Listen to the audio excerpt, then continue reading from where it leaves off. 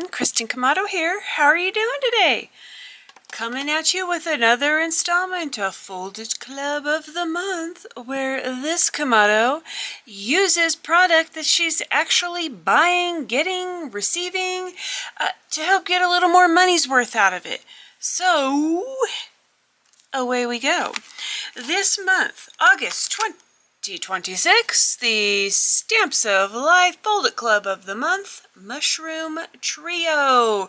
1, 2, 3 mushrooms in one fold-it. Fun side note, I am not big on crafting with mushrooms. I don't really feel it's my thing. I'm not inspired per se.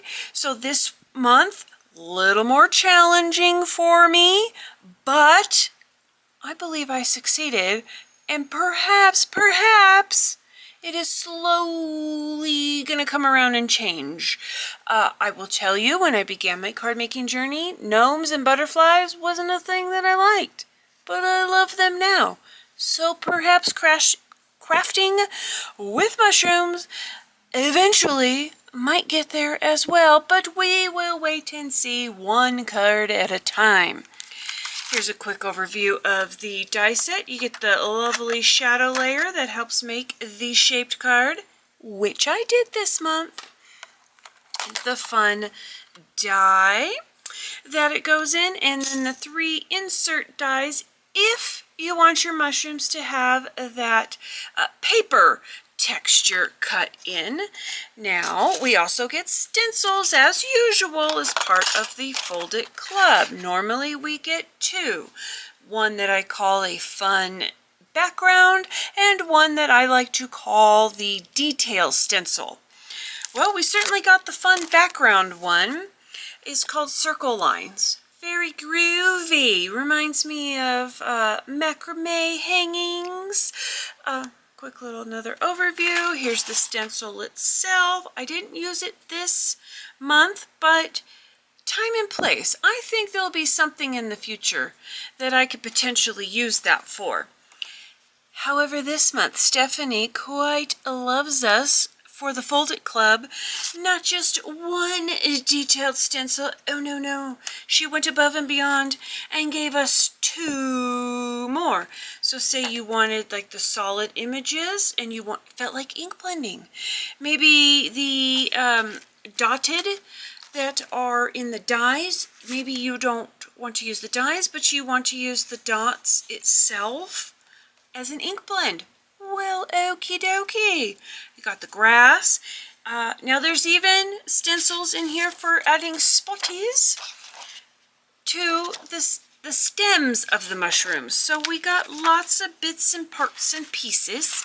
As you can see, perhaps you might see some color on there that I used because I chose to use my markers to color up the mushrooms this time because I can, and I did. And there's a freebie die that she also gave us this month. She loaded us up, I tell you. 2 extra stencils and a freebie die with the typical shadow layer, just the same. This one, I know it's hard to read backwards, but it does say Miss You. I don't often do Miss You cards, but you know what?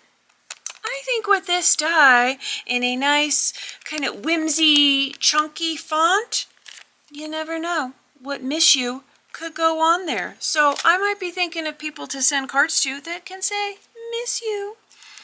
And I do, as a fun extra, get the additional add-on stamp set that is provided. I really like it because of the icon stamp that is provided. This one felt really large and in charge this month, so I stamped it out. Got a pretty neat impression there. Quite enjoyed that. In fact, the back of my card. There it is. There it is. Now, yes, the stamp does have the spots on the mushroom caps, but hey, no biggie. I can make do with that, and I can make that work. But come on, the puns are driving me great this month. I am glad that I have these stamps. They're going to go great with this mushrooms. And any other mushrooms I might fall in love with in the future. Don't keep those fingers crossed, right? It'll happen when it happens, and who knows if it'll even.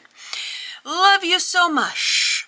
You put the fun in fungus. Okay, that one's hilarious. Fungus. I don't know if I'll use that one, but still, I have it. It is available for me to use if I come across an option to do so. You're a fun guy. Yeah, that one will get used. Mush, thanks.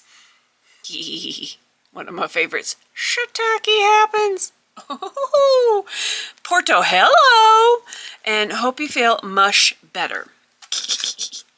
Okay, so as you can see, I did the shaped card this time. White card base.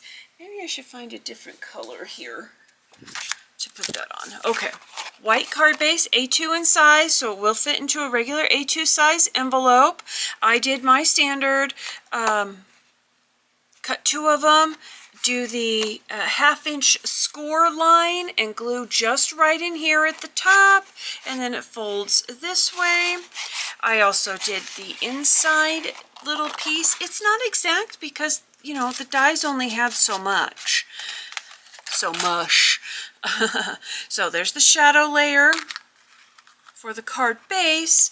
To get this outline, I use the ivory paper and the die, turned it over, traced around the outside, and then fussy cut. It's not perfect, but baby, it'll do. So I like that.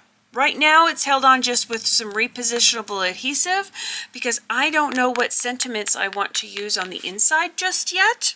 But when I do, I can at least take it out, use it in my stamp positioner, and do that. I will tell you if I use any of these on the inside, like I'm thinking hope you feel much better, as you will see from the front, might go perfectly on the inside. And Stamps of Life stamps are photopolymer, 100% of that, and made in the US, and they do stamp great. It is recommended. Stephanie does this herself on her channel many times. Stamp on scratch paper first and then stamp on your project, especially if not using a stamp positioner. Okay, are we ready for what I did? Here we go. Let's just get right into it, shall we? That's right. Shiitake happens, but look at that fun coloring. I went ahead, here we go, real quick, on a white piece of paper. I know you can't see the background there, but that is what I did. I used my Olo markers. I started with the same color, ivory, and I cut out one full piece. And then I colored the stems. In case you were curious, I was having some fun, and I tried a blend. I did these 2 Olo colors here in like the beigey kind of warm tones. I think they're warm. I'm still learning all that stuff, so be patient with me there. And then this yellow-green color because I thought, well, I don't want them super beige, little hints of green, right? Because these are forest mushrooms. They're wild. They're, you know, not too crazy, but they are wild. And so I did a blend of those. I really like how the bottom of this came out here. I hope it's coming through okay, where it's a lot of the beige and then a little hints of green that I did really blend out well on the stalks, just for a little hint of color. It works, especially with the green of the grass. That same green I used here for the mushroom stalks, I did also use in parts of coloring the grass up as well. But I just really liked how that came out, so that's why my sentiment is across here. Fun side note, KMatto helped me place the sentiment. I said, hey dude, come over here and help me out. Do you think I should put it here, here, here, here? And he was like, oh, I like it across here. Okay, so that is what I did. I think the boy did excellent. Now, for the mushroom caps, I cut that out of white paper. Was it a great paper? No, it's the same white paper as here. I was experimenting. This is 80-pound white paper from Hobby Lobby that I get. And that's what I tried, and I think it did pretty good for at least what I wanted to color. And Could I have gotten better blends by using better paper? I bet you I could have. But you know what? For what I was doing, for what I was needing, that worked in a pinch, and I quite enjoyed the end result. Do you have a favorite paper that you like to alcohol marker on? Do let me know. I am in the market for looking at some of that. I have tried a little bit of the Olo blending card, and I have tried a little bit of Hammermill. I think it's a 100-pound cover, and I enjoyed the Hammermill. I really did, so I think I'll be getting some of that. But if you have a paper that you like to color on, please let me know. I am in research mode for that and would love your suggestions. Okay, so here we go with some of the other colors. Here are my orange blends that I did and some of the greens for the grass. And you're like, but seriously. And then I put the beiges up here. Again, a little bit, you know what those were?